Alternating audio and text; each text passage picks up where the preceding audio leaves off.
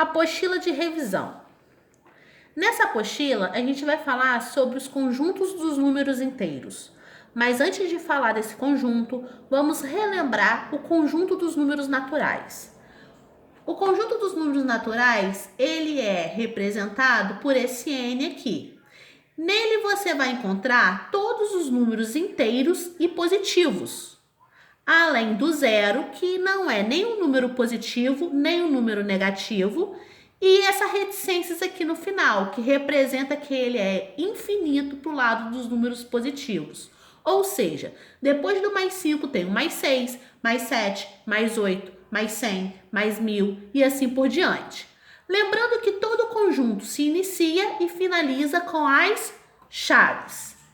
Já o conjunto dos números inteiros, que vamos falar hoje, que vamos começar a conhecer no 7º ano, né?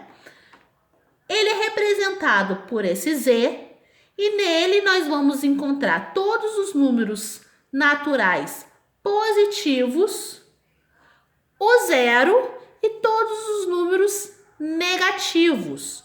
Só que agora nesse conjunto nós temos reticências para os dois lados, ou seja, ele é infinito para os dois lados, tanto dos números positivos quanto dos números negativos. Lembrando que todo conjunto se inicia e finaliza com as chaves. Mas, professora, por que inventaram esses números negativos? Então, chegou um momento que os números inteiros, eles não satisfaziam todas as necessidades. Como, professora? Exemplo, um comércio. Quando a gente trabalha no comércio, nós estamos lidando tanto com lucro quanto com o prejuízo. Quando eu falo de lucro, eu estou falando de números positivos. Só que quando eu falo de prejuízo, eu estou falando de números negativos.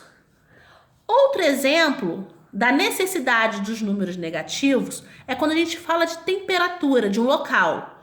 Quando o local ele é quente, a nossa temperatura ela é o quê? Positiva. Quando ela está muito frio, quando a temperatura é fria, essa temperatura ela é o quê? Negativa. E a gente vai ver outros exemplos na correção dos exercícios. Esse conjunto inteiro de números inteiros, nós podemos representar ele numa reta numérica, aonde nós temos o zero aqui no meio. Do lado direito nós temos os números positivos e do lado esquerdo a gente vai ter os números negativos. Lembrando que nessa reta, tanto de um lado quanto do outro, nós temos que colocar a setinha, que representa que o conjunto é infinito, ou seja, não tem fim.